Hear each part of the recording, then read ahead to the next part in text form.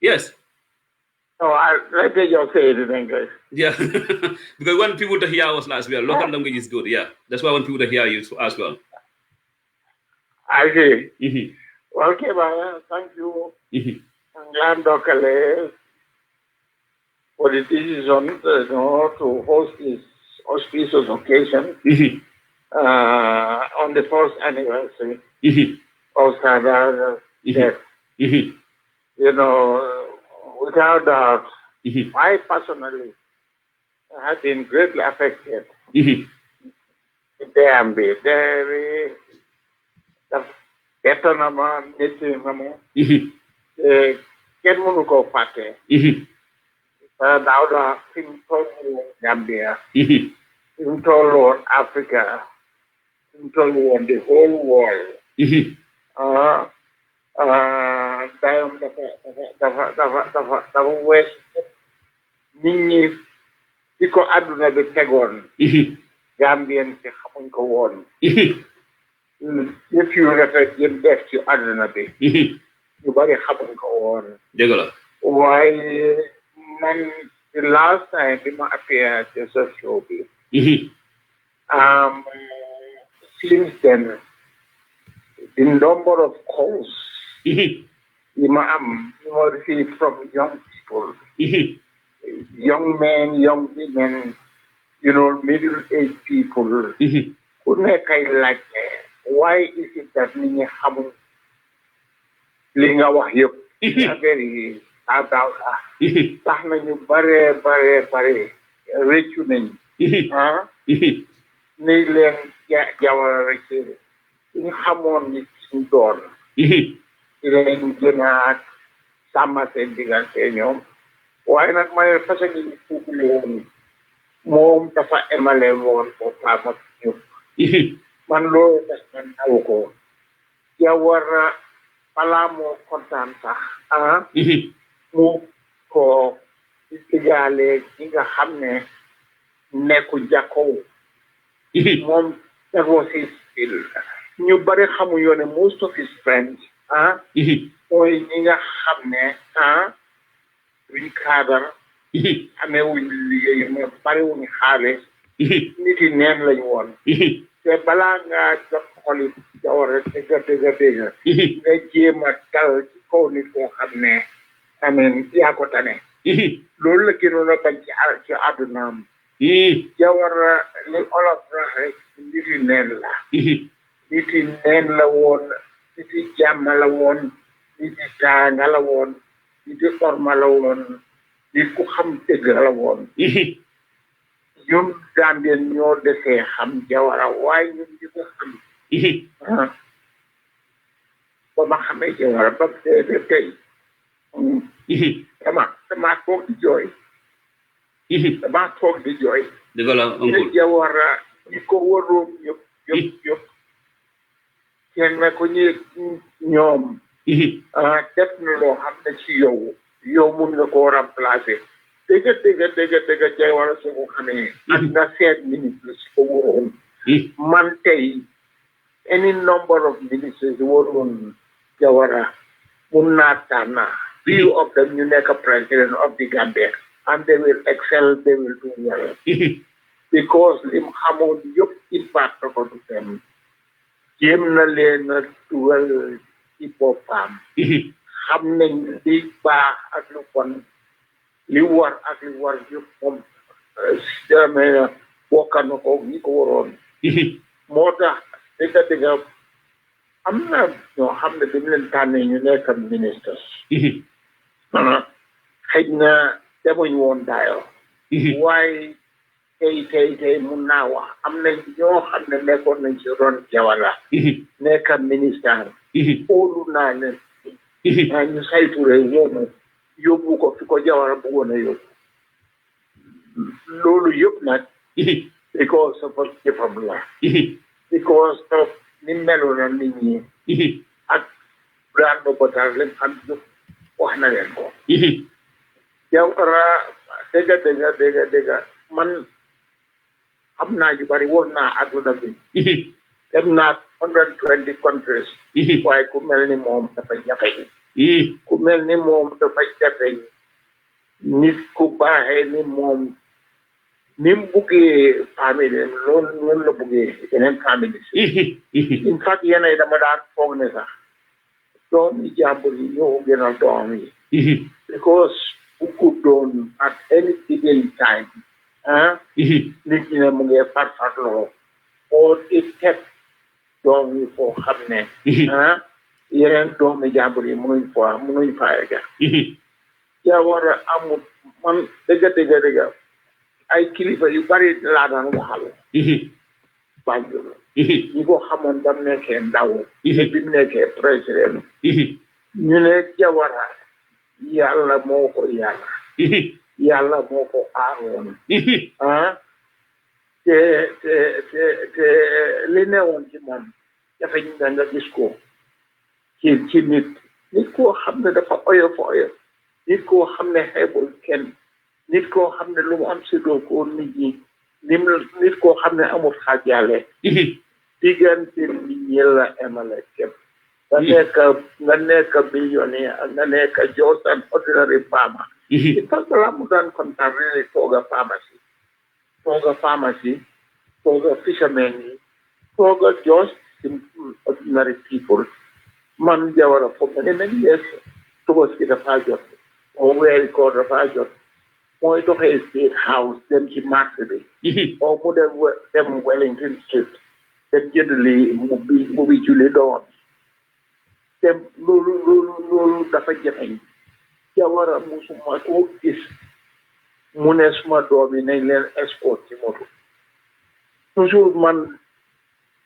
dama miin dama ni bu baax a baax xam naa leen bu baax a baax Jawara very open na ngaa gi doom yi génn dem ci mbedd mi jëli taxi o ñu jëli bus dem jàngi like everybody else Jawara ñi ko xam he really inspired confidence in people I mean moo tax I some of the very deep emotions suma wax mbiri Jawara yeah it's true uncle time yëpp yi pass ni ñaa ngee wax am na time dañ ne soo foogee ñu ne Jawara lan la fi def daman Jawara amatul defu ci dëkkam dañu foogoo te every sphere of life laal na ko waaye nag ndanka nit ñaa ngee doo di nemeeku lim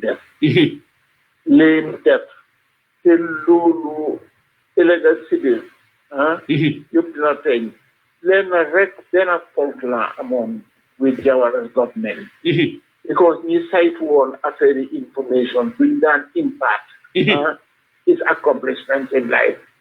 They just took it for granted that it was their duty and they're doing what is right by the country. More than push for maximum publicity. While this, the records are written and many ham lim def you. Ilay dina yega.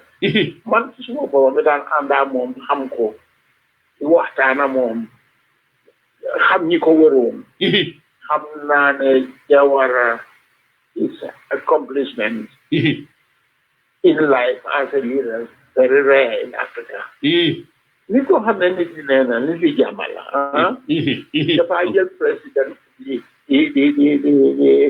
tànki ndomba bi tegee ko fële teg ko fële ema nit ñi kepp loolu ñu bari xamuñ ko waaye nag it's a mark of an honorable man. It's a mark of nit koo xam ne nit yi dëgg la nit yi yàlla la man suma ko dafa xamoon Jawara bu baax a baax ci Jawara nekk veterinary officer for Ousman Sallah trade model from in Basse and Jawara was there mu ne ma kii nit yi yàlla la mu ne ma man bokkuma moom jamaano de waaye toppaleen kii because kii yàlla moo ko yaral boppam moo tax nit dafa war a sama digganteem mu ne ma kii du tooñ kenn waaye ko tooñi kan may ragal ne balaa nga sangoo suuf di ko gis because yàlla moo ko yaral boppam dëgg nit ku mel ni moom ku jafeñ la moo tax man dama dee muytu duga ci yu bari because man li ma xam laa xam li ma xamul duma ko nangu te li ma xam ci Jawara li ma xam ci lu baax li mu def du ma ko mos a fàtte de waaw dëgg la oncle tey laa ko gën a jàpp tey laa gën a embrace Jawara lim daan def ci xalaat maa ngi ne jóori speech si Jawara dama daan toog léegi-léegi ma génne dana ko seet waa ji da nga seet the vision of Jawara affaire yi human rights loolu it became fashionable the Jawara decided to talk about human rights at all levels for speaking around the world. Jawara was settling the idea of respect to human rights of people all over the world, not only Gambia, but all over the world. And afterwards, it was embraced. At one time, that's why we wanted to take it too far. Wow, respect human rights is okay, but human rights must go with development. Human rights is okay, but it has to go with development. The cares and concerns of people must be understood, must be respected, and the two must go hand in hand. Jawara, bam nekkee xalel dëkk baa ñu daf daan dem ci àll bi daf daan ànd ak ay binte gaal yooyu gaal yi bi kay daan use pour ñu transport nit ñi ak gerte par Jawara daf daan dugg ci àll bi dina dem ba ci Sénégal boobu Gambia was completely covered with trees, with forests. It was thick going from Serekunda to Sukuda, so that the Benonenga Moit. But it is because of the forest cover. There were the more door, the protection of the environment, the more open and eco-kind. Man, I have a vision. We have to be very careful about the environment. Some of our forest cover is being depleted, and something must be done. Role model reason new issue, the Banjul Declaration. One can at that time more than highlight about the protection of the environment. Yeah, just recently people the West is thinking about wow, it's true. That was his vision, that was his idea. And I think Gambians should credit him for being the father of the idea of protecting the environment. Jawara kenn mënta wax lim xam lim def yëpp ñu kenn mënu ko wax amul dayo waaye nag unfortunately nit ñi are not speaking out man foog naa ne ñi àndoon na moom war te owe him at least put from time to time ñu wax about Jawara, about his accomplishment. Niti nen la woon, nit ku baax la woon, niti yàlla la woon, am jëlut kenn ci famille teg ko ci kaw kenn Jawara dafa tuuxoon Jawara he was not craving for money. Jawara nit ku rare la woon. And I cannot say this for many people. Why he was a rare breed.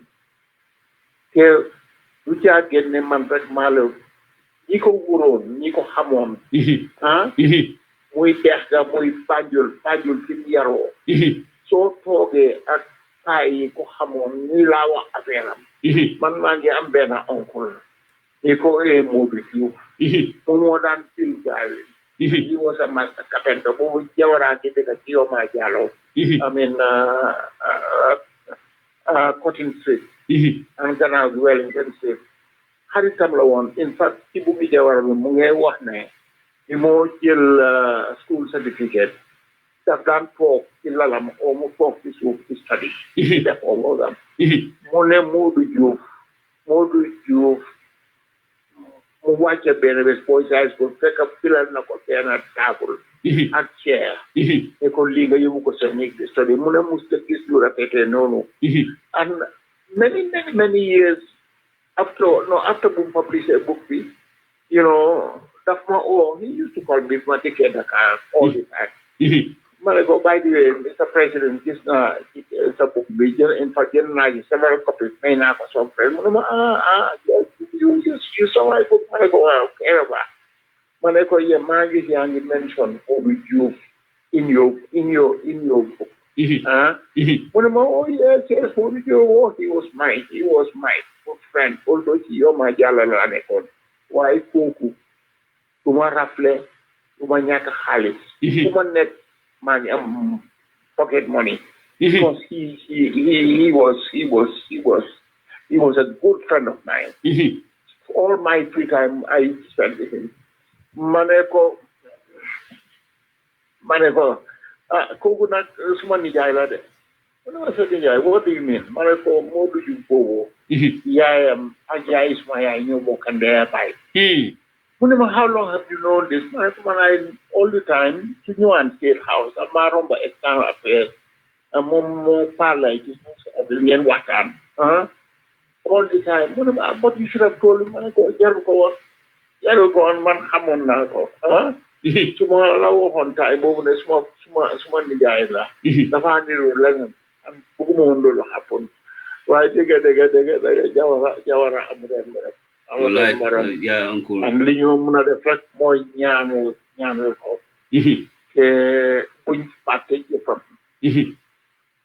Gambia waru ñoo suul jëfi jawara Gambia mënatuñoo am possible pour ñu amati président bu am jawara sax ci we loolu possible man kay li ma wax mooy ne any number of ministers to serve under him could step into the president of the Gambia and perform very extremely well. And Lulu, it was because of the goodness of President Jawara. Thank you very much, Uncle. Wow, thank you very much, Uncle. Continue, they educate me. Man, luckily, I am getting a growing number of young men and young women that contact me privately to tell them more about Java. Very good. And I'm doing the best I can. Yeah. I have been writing my memoir the last 4 years. And I'm at the scale and the last chapter. I cannot wait for your memoir. I cannot wait for that. The revelation will surprise a lot of people. Wow, Uncle. You know, as to what Jawara was all about. And Fognani, we owe it to him, we owe it to his family. To let the Gambians, the Gambians, were over.